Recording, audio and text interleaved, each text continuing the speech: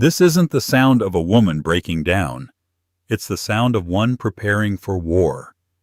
Isabella Rossi was an ex-wife, a title that had cost her everything: her career, her home, her name. The man who took it all, Damien Shaw, had vanished, leaving her to drown in the ruins of their life. Now, with a final eviction notice in her hand and nothing left to lose, she packed one small bag. She was calm, deadly calm. Because hours later, she wouldn't be at a shelter. She wouldn't be at a friend's house.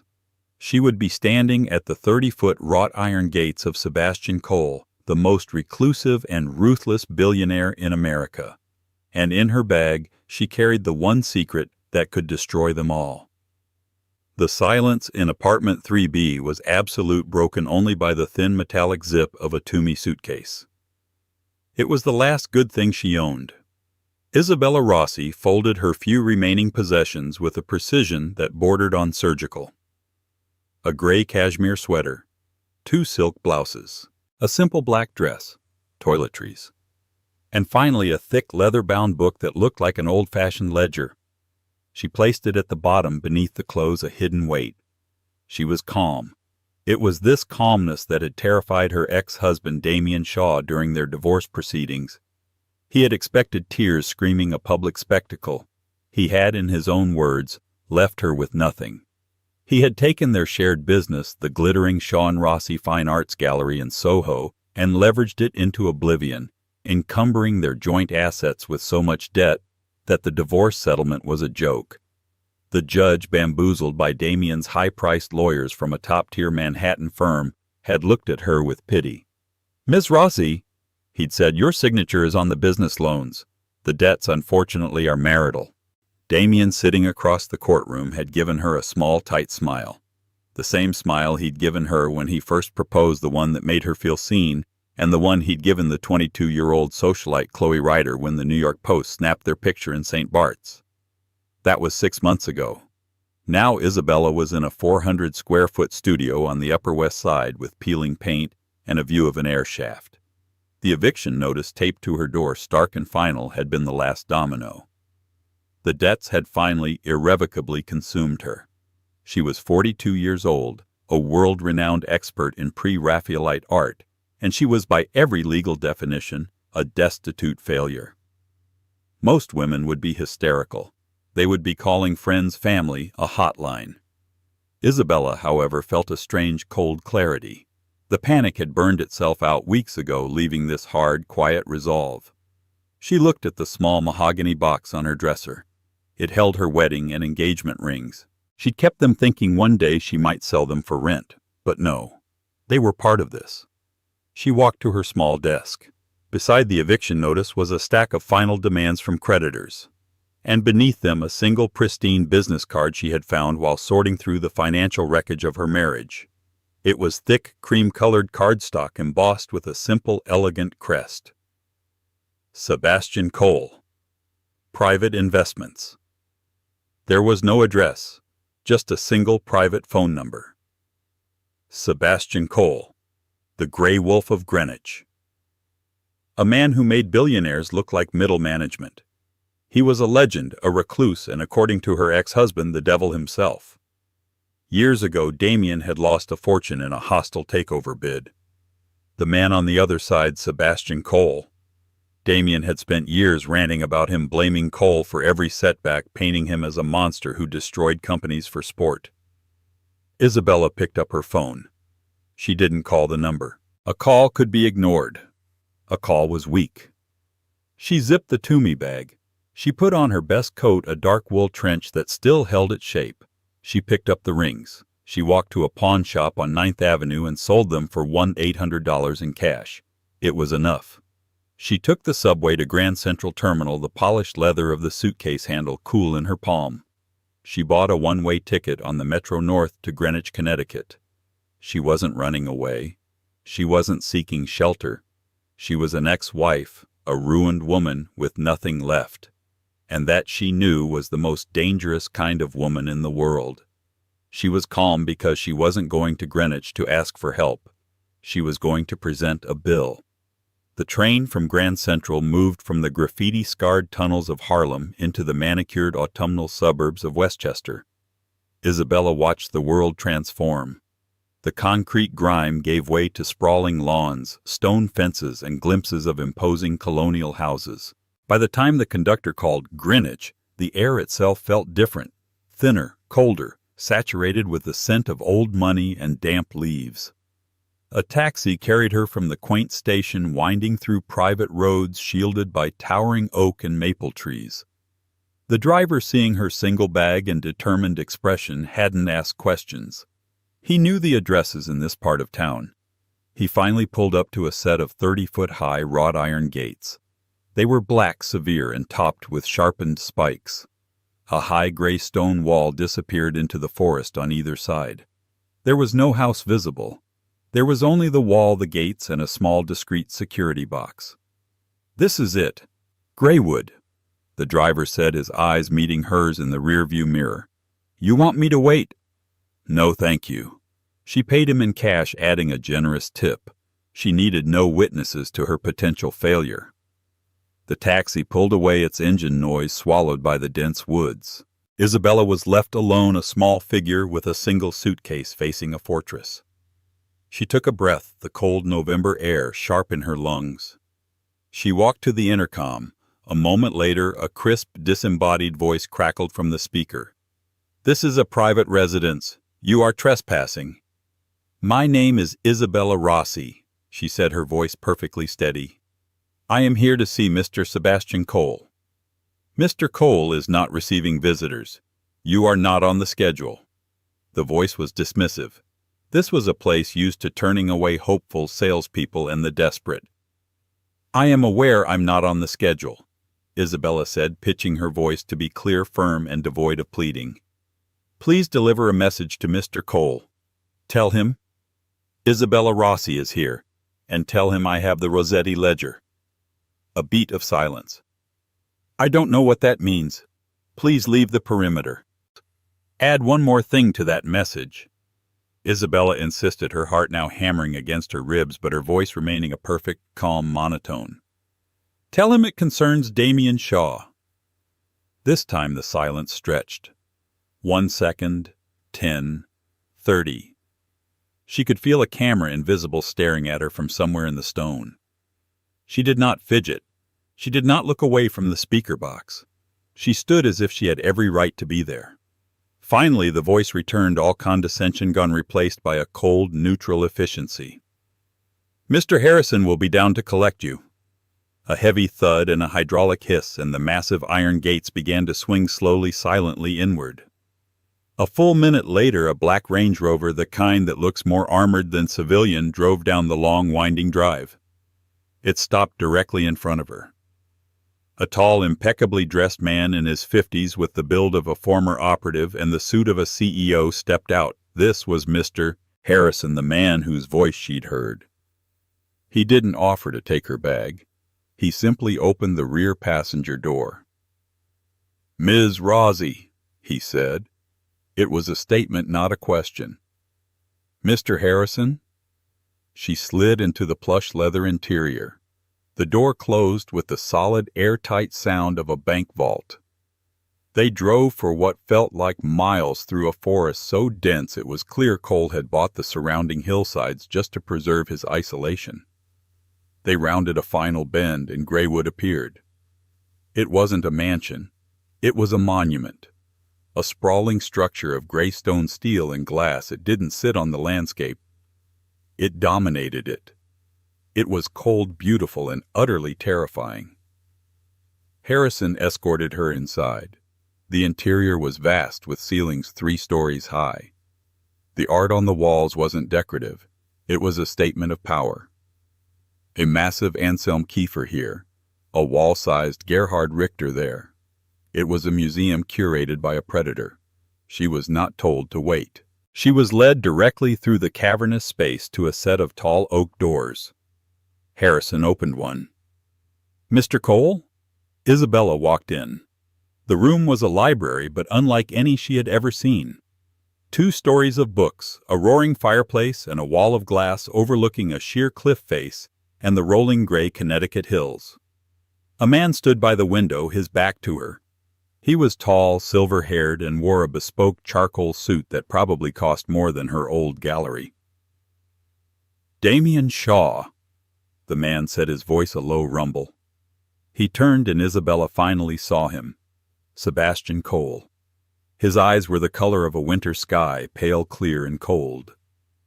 "I haven't heard that name in almost a decade. He's a ghost. A bankrupt, disgraced con artist who crawled under a rock." He walked toward her, stopping a few feet away. He was assessing her the way he would a stock accompany a threat. "So, Ms. Rossi," he said, his voice dangerously soft. "You have 1 minute to explain why you invoked his name at my gate, and what exactly is a Rossetti ledger." "Mr. Cole," Isabella said, her calm finally meeting its equal. "Damien Shaw isn't a ghost. He's a monster of your creation. And this ledger is the receipt." Sebastian Cole did not invite her to sit. He stood in the center of the vast library, a shark in his own magnificent tank waiting for her to bleed.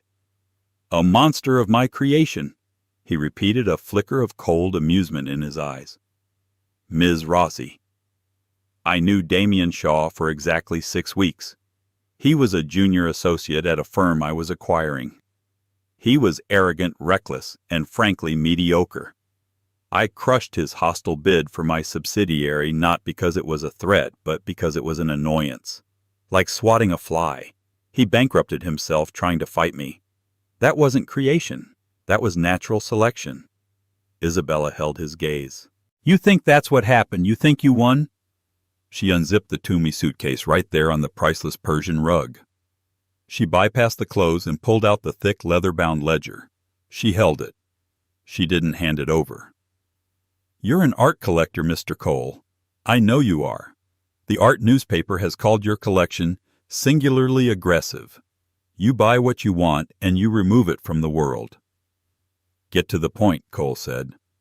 10 years ago," Isabella said, her voice precise, "you made a private acquisition, a painting that was meant to be the crown jewel of your pre-Raphaelite collection.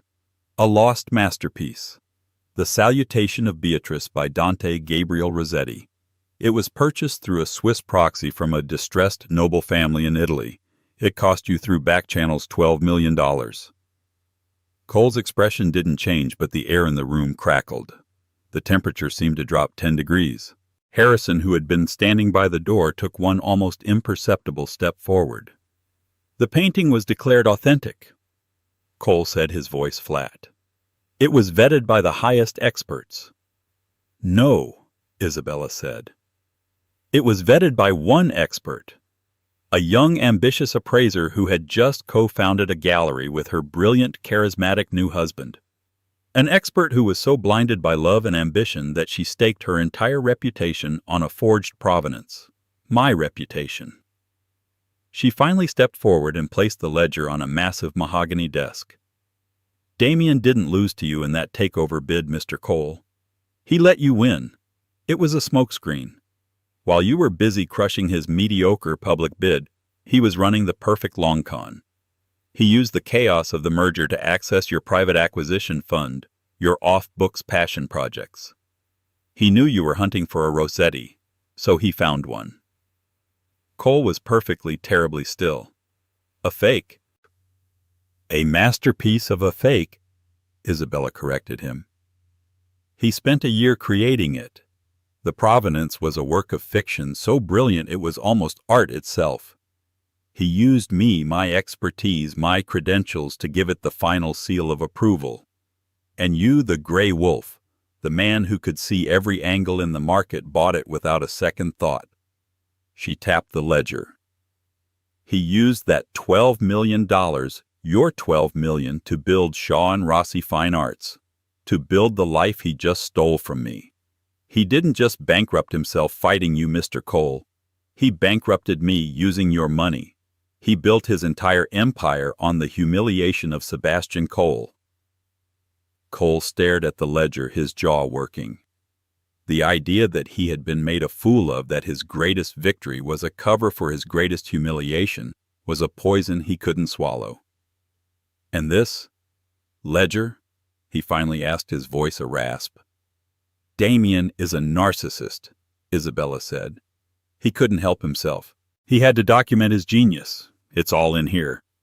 Not his name, of course. It's coded. But it details every step. The pigment sourcing, the aging process for the canvas, the bribes to the Swiss lawyer, the distressed Italian family that never existed, and most importantly, the offshore accounts where the money was washed. The same accounts he used years later to hide his assets from me during our divorce. She finally let the mask of calm slip just for a second. The raw pain and fury surfaced. He left me with hundreds of thousands of dollars in business debt tied to a gallery that was built on a lie. Your lie. I have an eviction notice in my purse. I am ruined. Cole looked from the book to her face. He saw no tears. He saw no weakness. He saw an instrument of revenge. What do you want, Ms. Rossi? He asked. I don't want your money, she said, pulling herself back. I don't want your charity. I want my name back. I want the fraudulent debts tied to my name erased. And to do that, the original sin has to be exposed. The Rossetti has to be proven a fake. And Damien? Cole asked, a new predatory light entering his eyes. What about him? Damien Shaw is a predator, Isabella said. He's not a ghost. He's just moved on. He's in Dubai now. He's with Chloe Ryder. He's using her family's money to build a new fund, a new gallery, a new life. All while I'm being thrown out of my apartment. She paused, then delivered the final fatal line. I want him erased, not his company. Him. I want him left with nothing. Just like he did to me. And you, Mr. Cole, you're the only man alive who hates him enough to help me do it. A slow, cold smile spread across Sebastian Cole's face. It was not a kind smile. Ms. Rossi, he said, finally gesturing to one of the plush leather chairs. Please, sit. Harrison, bring Ms. Rossi a drink. I believe we have a great deal to discuss. For the next 2 hours, Isabella didn't just talk.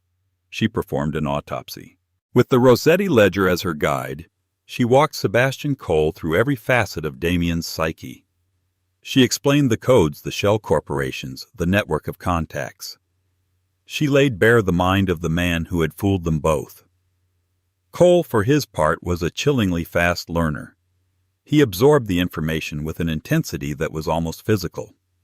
He had his own team lawyers from Cravath, Swain & Moore and private investigators who operated in the shadows on a conference call within minutes.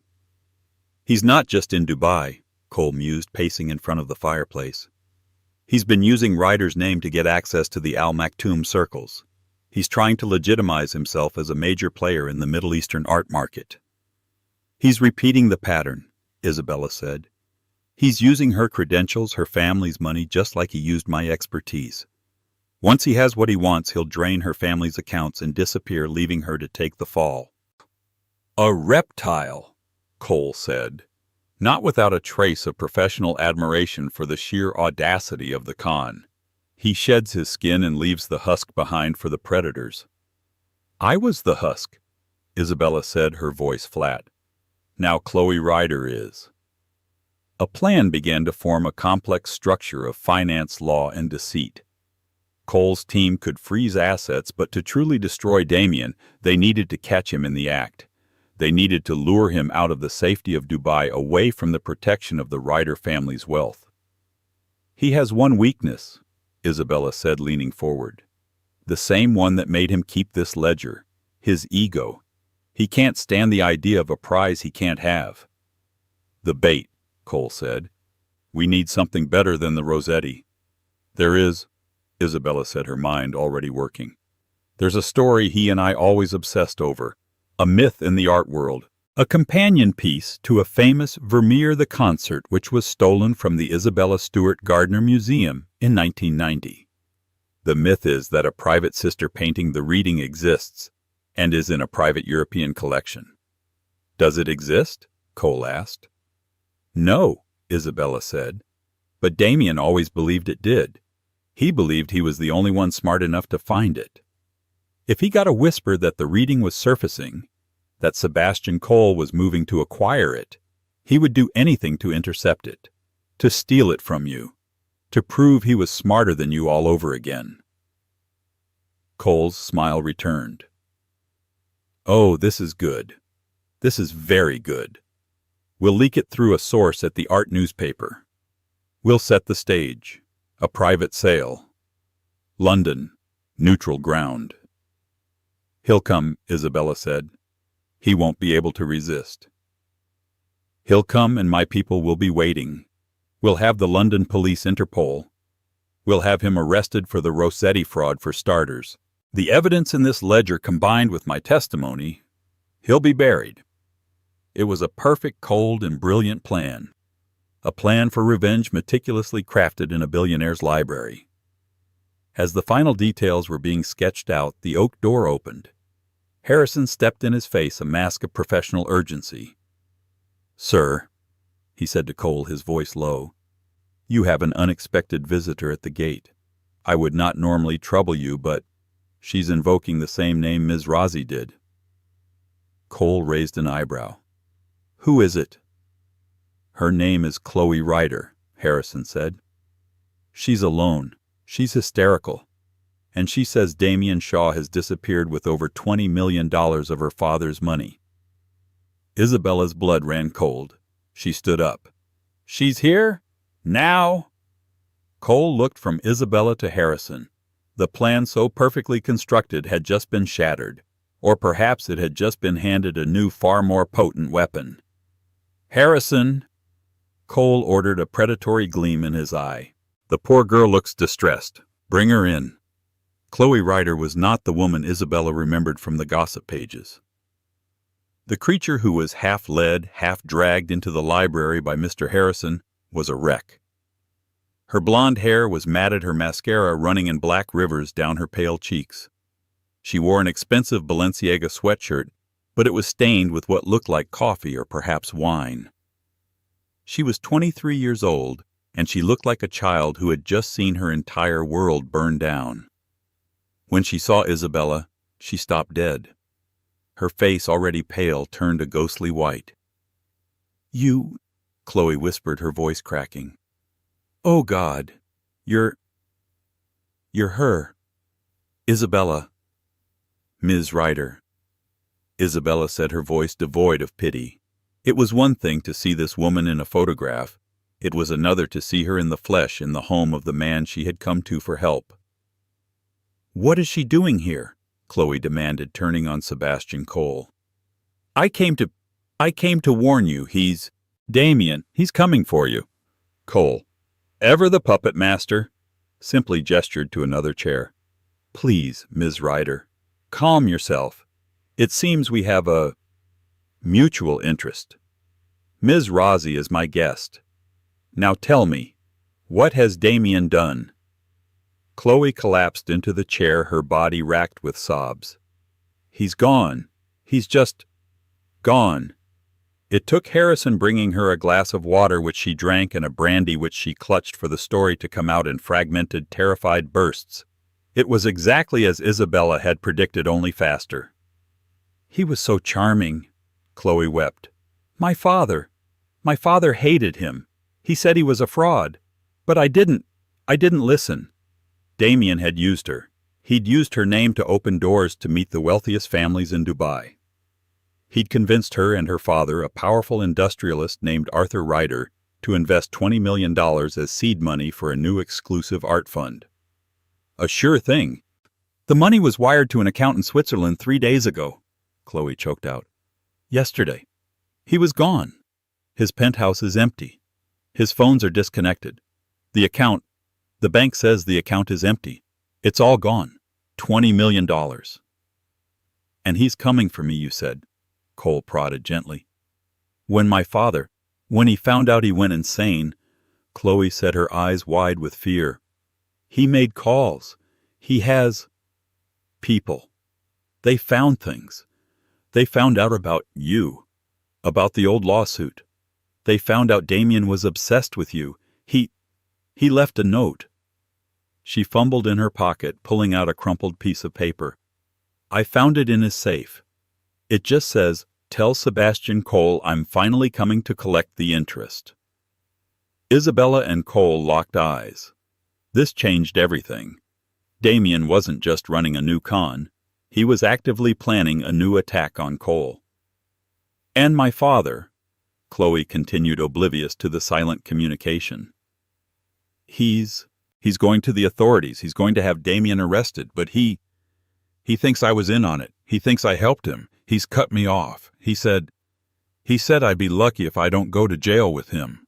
She looked at Isabella, her eyes suddenly desperate, stripped of all rivalry. "He did it to me. Exactly what he did to you. He told me about you. He said you were unstable. He said you'd tried to ruin him, that you were obsessed." Here she was, the other woman, the usurper, the 22-year-old trophy wife who had taken her life, and she was, as Isabella had been, just another husk. Isabella felt a cold, hard knot in her stomach. It wasn't pity. It was rage. A focused, clarifying rage. Damien didn't just destroy one woman at a time. He lined them up one after the other, using the old one's wreckage to seduce the new one. "He won't be arrested," Isabella said, her voice cutting through Chloe's sobs. Chloe looked up. "What?" "He's too smart for that," Isabella said, turning to Cole. "Your father's people won't find him. The money is gone, washed through 10 different accounts by now. He wants you to run here. He wants your father to go to the police. It's all noise. It's a distraction." "A distraction from what?" Cole asked. "From his real target," Isabella said. "The Vermeer, the reading. He left that note for a reason. He knows you're looking for it." A terrible dawning realization hit Cole. "My office. My acquisitions team. He must have a source.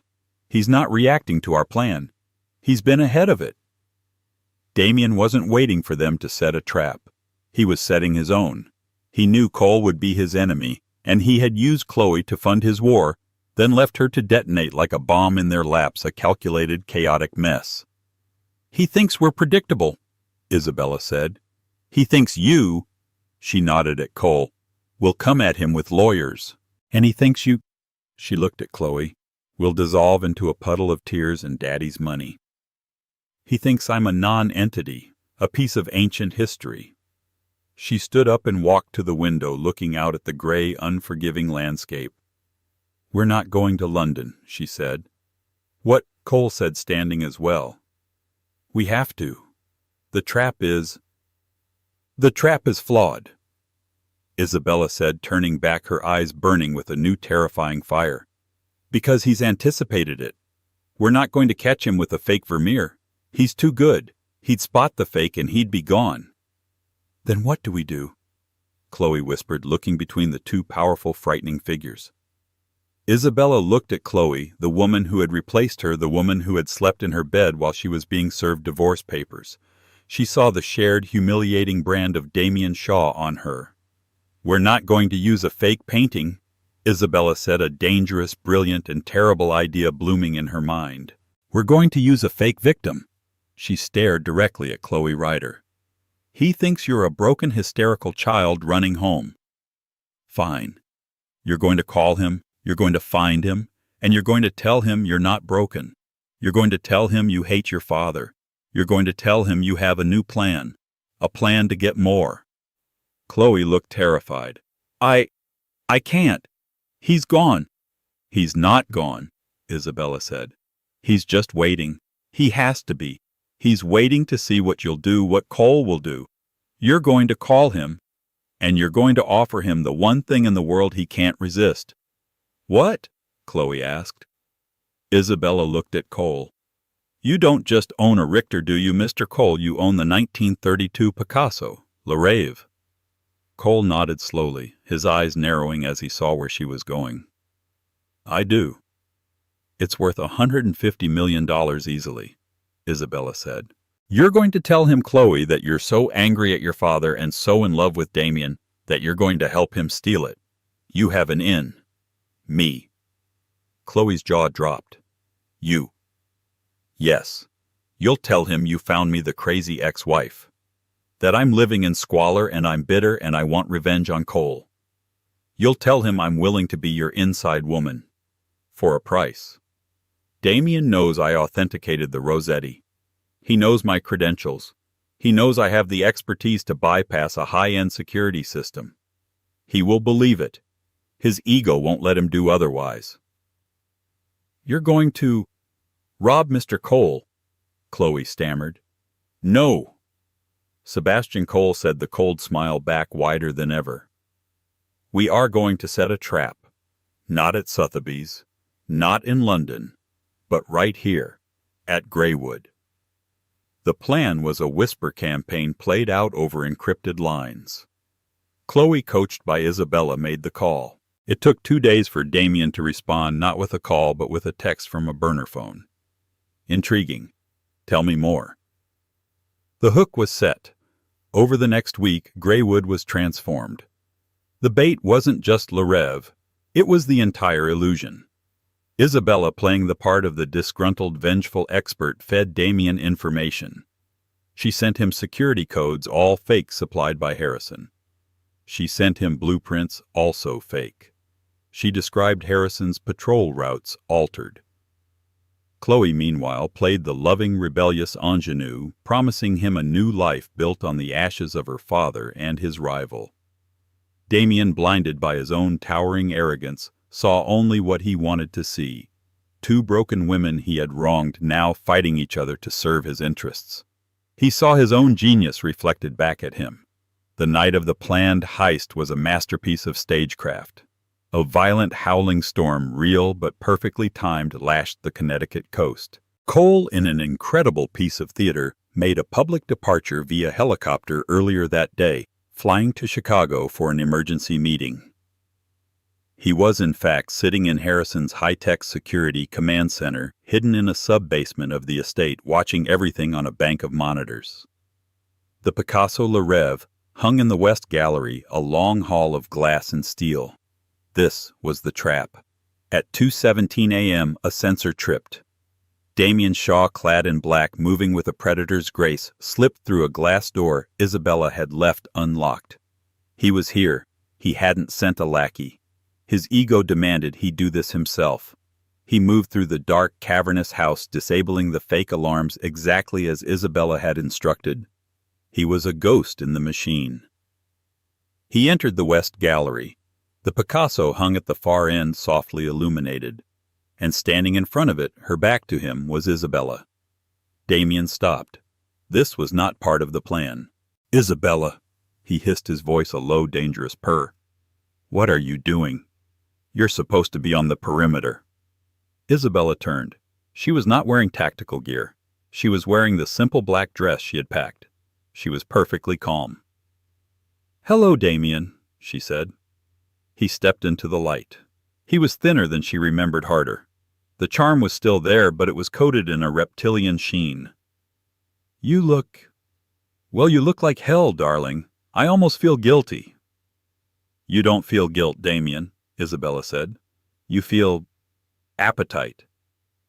Very poetic. He sneered, his eyes darting to the Picasso. Now get out of the way. We're on a clock. The alarms are real, Damien, she said. The codes I gave you just rerouted the silent alarms directly to Harrison, who is downstairs with Mr. Cole. Damien froze. His hand twitched, perhaps toward a weapon. He looked at her, his eyes narrowing, the entire con, the past, the present, clicking into place. You, he whispered, the realization dawning. This, Chloe, it was all you. He thought you were a fly, Isabella said, taking a step toward him. Sebastian Cole. He said swatting you was natural selection. But I knew better. You're not a fly, Damien. You're a mirror. You just reflect what people want, and you use it to destroy them. You set me up, he snarled. You, the pauper. You came crawling to Cole after what he did to me, to us. He didn't do anything to us. You did. You and your Rossetti. The Rossetti was genius. he hissed, his ego flaring even now in the jaws of the trap. It made us. It ruined me. Isabella shouted, her calmness finally shattering the rage of years erupting. You built a life on a forgery and then you left me to pay for it. It was a small price to pay for that kind of art. He laughed, a high manic sound. And you were my greatest creation, better than the Rossetti.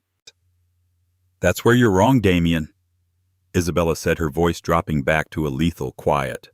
She stepped to the side, revealing a small canvas on an easel next to the Picasso one that had been hidden in the shadows. Damien looked at it. His blood ran cold. It was the Salutation of Beatrice, the fake Rossetti, the painting that was supposed to be in Cole's vault in Geneva. How? He breathed. Cole. He brought it here. Yes, he wanted to see it again, Isabella said. He wanted to see the con that cost him $12 million. It's a masterpiece, Damien said, walking toward it, his guard dropping for a fatal second, mesmerized by his own crime. The brushwork, the craquelure, it's perfect. I found the perfect artist to make it. Yes, you did, Isabella said. You're a brilliant con man, Damien. But you made one fatal mistake. You forgot. He turned to her, confused. Forgot what? You didn't find an artist, Isabella said, her voice shaking with the force of the confession. I was a starving post-grad art restorer when I met you. You told me it was a hypothetical restoration, a test for a client. You gave me the canvas, the period-specific pigments. You gave me the instructions. She tapped the ledger, which was sitting on a pedestal near the easel. Her ledger. You thought this was your diary, your monument, she said. But it's not.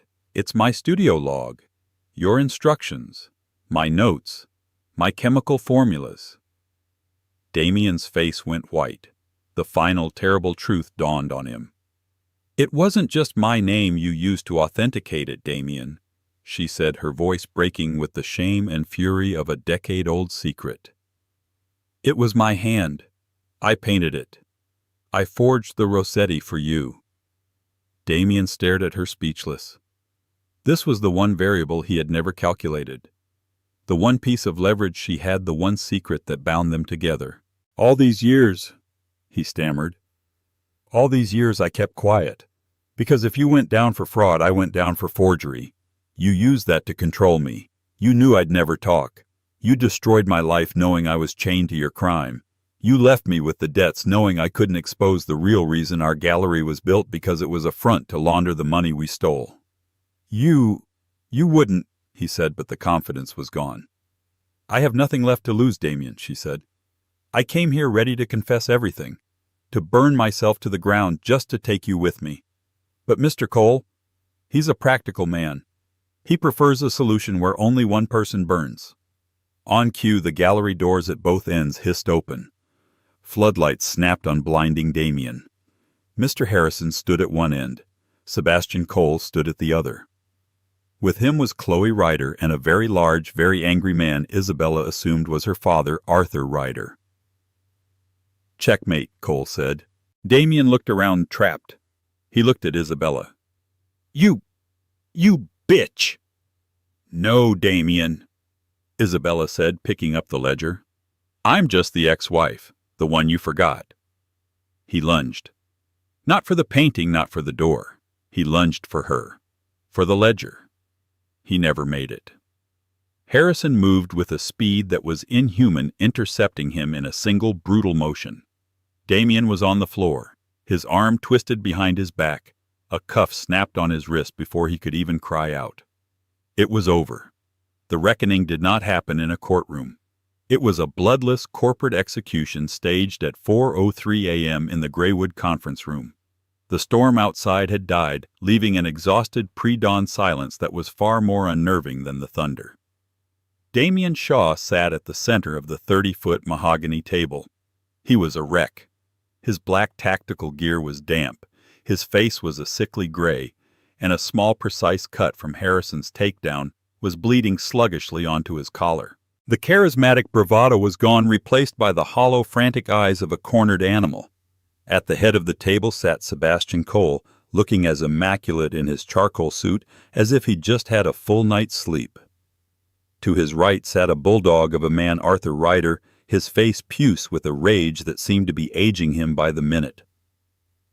Flanking them were three lawyers from Cravath, Swain & Moore, men with ice water in their veins who looked like they billed by the second even at this ungodly hour. Isabella and Chloe sat on the opposite side of the table, not as participants, but as a jury. One of the lawyers, a senior partner named Blevins, pushed a thin file toward Damien. "Mr. Shaw," Blevins said, his voice a dry rustle of paper, "you are in a uniquely catastrophic position, so we will be brief. You have two options. This is option A." He tapped the file. Option A is the public route. In approximately 1 hour, Mr. Cole and Mr. Ryder will contact the U.S. Attorney for the Southern District of New York, the SEC, and Interpol. We will present them with this. He held up the Rossetti ledger. We will present them with wire transfer receipts from Mr. Ryder's accounts totaling $20 million. We will add to this the new testimony of Ms. Rossi, who has agreed to confess to her role under duress, of course, in the creation of the fraudulent Rossetti, and to provide testimony as to its sale. Damien flinched, his eyes darting to Isabella. She met his gaze, her own as cold and hard as the stone outside. The charges, Blevins continued, will include but are not limited to conspiracy, international wire fraud, grand larceny, and high-value art forgery. Given the amounts and the interstate commerce, we will likely be pursuing RICO statutes. Your assets, those you think are hidden, will be frozen by 9 a.m. You will be arraigned, your name will be on the New York Post by noon, and you will spend the next 25 to 30 years in a federal prison. That is option A. A bead of sweat ran down Damien's temple. And B? Blevins slid a second, much thicker document across the table. It was a 30-page confession bound in a simple blue cover. Option B, said Cole, speaking for the first time, his voice a low rumble, is silence. This document is your full and binding confession to every crime just listed. In it you attest that you coerced Ms. Rossi using emotional and financial blackmail to assist in the Rossetti forgery. You will legally and fully absolve her of all willing participation. Furthermore, you will admit to the creative accounting that bankrupted Shaw and Rossi, and you will assume 100% of the associated marital and business debts, retroactively clearing Ms. Rossi's name entirely. This is... Damien stammered, his hands shaking as he touched the cover. This is insane. It gets better, Arthur Ryder snarled, leaning forward. The confession is attached to a series of financial directives. You will liquidate every hidden asset, the accounts in the Caymans, the Shell Corporation in Liechtenstein, the half-built gallery in Dubai. Our forensic accountants, he gestured to one of the lawyers, have already mapped them. The first $12 million plus interest goes back to Mr. Cole. The next $20 million goes back to me. The remainder, he gave a cruel laugh, will cover Mr. Blevins' legal fees for this evening. It leaves me with nothing, Damien whispered, staring at the pages. Exactly, Cole said. You will be left with the clothes on your back and a one-way economy plus ticket. I am feeling generous to a small, unremarkable country with no extradition treaty. You will be given a new passport with a new unremarkable name. You will, for all intents and purposes, cease to exist. You will become the ghost you pretended to be. You can't, Damien said, a last flicker of his old self rising. He looked at Isabella, sudden venomous hatred in his eyes. You painted it. You were in on it from the beginning, you lying bitch. You can't just... I was a 24-year-old student, Damien. Isabella cut him off, her voice ringing with clarity in the dead quiet room. You called it a hypothetical restoration. You told me it was a test for a client. I was in love, and you called it our little secret. The difference between us is that I came here tonight fully prepared to go to prison for my mistake. I was willing to burn. You're just trying to escape the fire. Her words hung in the air, an undeniable truth. The fight went out of him, his entire body slumping in defeat. He knew he was checkmated. Blevins clicked a sleek silver pen and set it precisely on top of the confession. "The choice is yours, Mr. Shaw. The clock is ticking." Damien stared at the pen. He looked at Cole's power, at Ryder's fury, at Chloe's pity, and finally at Isabella's calm, devastating resolve. He was not a con man. He was not a genius. He was just a man in a room out of options.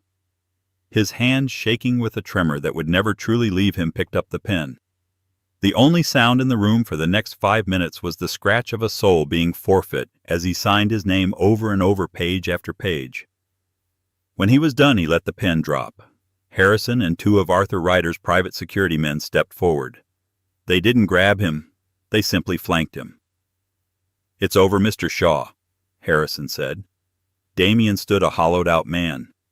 He didn't look at anyone as they escorted him from the room, out of the mansion, and out of a life he had stolen piece by piece. He was now a ghost.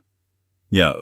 As the conference room door closed, the lawyers packed their briefcases with chilling efficiency, nodded to Cole, and left. Arthur Ryder walked over to Chloe, his anger replaced by a deep, weary exhaustion. "Let's go home, sweetheart." Chloe nodded, but first she walked to Isabella. Her eyes were red, her face pale. I don't know what to say," she whispered, the last of her childish bravado gone. You saved me. You saved my family. After what I did. After I took—" "He did it, Chloe," Isabella said, her voice not unkind but firm. "You were just the new model. He uses people. He used my expertise, and he used your connections. Don't be the next one. Go home. Make peace with your father. Learn from this." Chloe looked at her, a deep, dawning respect in her eyes. "He didn't just take money, did he? He took years from you." "He took what I let him," Isabella said. "Go." Chloe and her father left. The great doors of the library closed, leaving only Isabella and Sebastian Cole. The sun was just beginning to rise, a pale, watery gold light spilling through the massive glass wall, illuminating the dust motes dancing in the air. The fake Rossetti still sat on its easel, a toxic, silent witness to the night's drama. Cole walked to his bar and poured 2 glasses of scotch, the 25-year-old Macallan. He handed one to Isabella. "A toast, Ms. Rossi," he said, his voice softer now, "to a partnership that exceeded all expectations." They drank. The silence was heavy, but not uncomfortable. "My curator, Dr. Aris," Cole said, swirling the amber liquid. "He was the one feeding Shaw information. He was on Shaw's payroll for a year, leaking my acquisition targets. A spectacular and frankly embarrassing lapse in my judgment." He turned to face her, his winter sky eyes assessing. "The position is now open. Head curator of the Cole collection. The salary is obscene. The resources unlimited. You would have access to a world you've been locked out of for a decade." Isabella's heart gave a single painful jolt. It was everything. The job, the prestige, the money, the safety. The world that had been stolen from her, handed back on a silver platter. She would be untouchable. She could spend her life surrounded by the beauty she loved. "Why me?" she asked. "Because," Cole said, "you have the one quality I now find indispensable. You have an eye for the lie. You see the flaw in the perfect narrative. You saw it in the Rossetti, you saw it in Damien, and you saw it in my initial flawed plan to trap him. You are not just an expert, Ms. Rossi. You are a truth-teller. I need that." It was the ultimate temptation. She would no longer be the forger. She would be the arbiter. She looked at Cole, the gray wolf of Greenwich, a man who collected power as obsessively as he collected art. She realized in that moment that she would simply be the most beautiful, most valuable piece in his collection. She would be his weapon, his singular eye kept in a magnificent gilded cage. She turned her gaze to the painting on the easel. Her painting, the masterpiece of her youth, the monument to her shame, the physical proof of her perverted talent. "Thank you, Mr. Cole," she said, her voice perfectly clear in the morning light. It's an incredible offer, a life-changing one. But no. Cole's eyebrow raised a fraction of an inch. It was the first time all night he looked genuinely surprised. No, Ms. Rossi, I am offering you the art world on a platter. You will be back on the street by noon. Your debts are cleared, but you are still penniless. You're right. You cleared my name. You gave me my life back.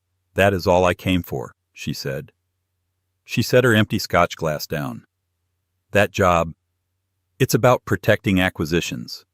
It's about vetting other people's work. I spent the last decade of my life tied to a lie, obsessed with a fake.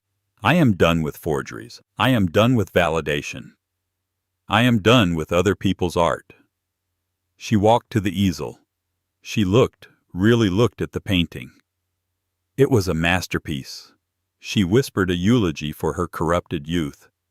My masterpiece. Then, with a sudden deliberate and cleansing grace, she grabbed the heavy gilded frame. She turned, and with a cry that came from a decade of silence, she smashed it over the sharp stone edge of the fireplace. The sound was a violent, shocking crack of wood and a rip of canvas. The face of Beatrice, which she had painted with such love and such shame, was torn in two. She was breathing heavily, her hands shaking, but not from fear, from release. Cole did not move. He was not angry. He watched her, a slow, deep look of profound understanding and, perhaps for the first time in his life, true respect on his face. He gave a single, slow nod. This was the real answer. This was the final, non-negotiable term of her victory. I'm going to paint, Isabella said, her voice shaking with the force of her new reality. Under my own name. She walked to the hall, picked up her single Toomey suitcase. It was so much lighter now. Thank you for the scotch, Mr. Cole. And with the same impossible calm she'd had when she packed her bags in that squalid apartment, Isabella Rossi walked out of the billionaire's mansion, past the now open gates, and into the raw, unforgiving, and glorious morning sun. 8 months later. A small galleria off the Piazza Santo Spirito in Florence held its first opening. The stone walls were ancient, the arched doorways low. The air smelled of old plaster turpentine and strong espresso. The show was titled Vernissage Isabella Rossi. The paintings were enormous. They were not polite. They were not pre-Raphaelite. They were bold, abstract, and structural, using thick, violent impasto and raw pigments. They were about the deconstruction of beauty, about the layers beneath the varnish. They were not pretty. They were true. A prominent Italian critic was overheard muttering to a colleague, "È formidabile, è come se stesse scuoiando la tela." It's formidable. It's as if she's flaying the canvas. A courier in a sharp Brioni suit arrived, holding a long flat package. He delivered it to Isabella, who was in the back, wiping crimson paint from her hands. She opened it. Inside, matted in archival quality linen, was an exquisite, small, and undeniably authentic charcoal and chalk study by Dante Gabriel Rossetti. It was a preparatory drawing for Beatrice's hands. The hands of the artist. The hands that had made the fake. The hands that had destroyed it. The hands that were now finally her own. Attached was a card on that same thick, cream-colored cardstock. Ms. Rossi. A real one this time. To the better artist. I've bought the 2 largest pieces from your show. They're being hung in the West Gallery. Don't let the critics tell you what to paint. S.C. A slow smile touched Isabella's lips. He had not bought the art as a favor. He had acquired it, the ultimate mark of respect from a man like Cole. The validation finally on her own terms. She propped the small, priceless sketch on her workbench, a reminder, not a trophy. She turned back to a massive canvas, gesso white and perfectly blank. She picked up a brush, dipped it in a furious, vibrant crimson, and began. She walked away with nothing, and therefore with everything. Isabella's story proves that the most dangerous person isn't the one with the most money or the most power. It's the one with nothing left to lose, and the truth as their only weapon.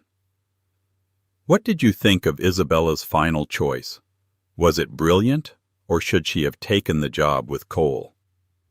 Let me know your thoughts in the comments below. If you love stories of high-stakes drama and incredible revenge, please hit that like button. It truly helps the channel. And don't forget to share this video with someone who needs a good story. Most importantly, subscribe to our channel and ring that bell. We have so many more stories like this one coming, and you don't want to miss a single shocking twist. Thanks for listening.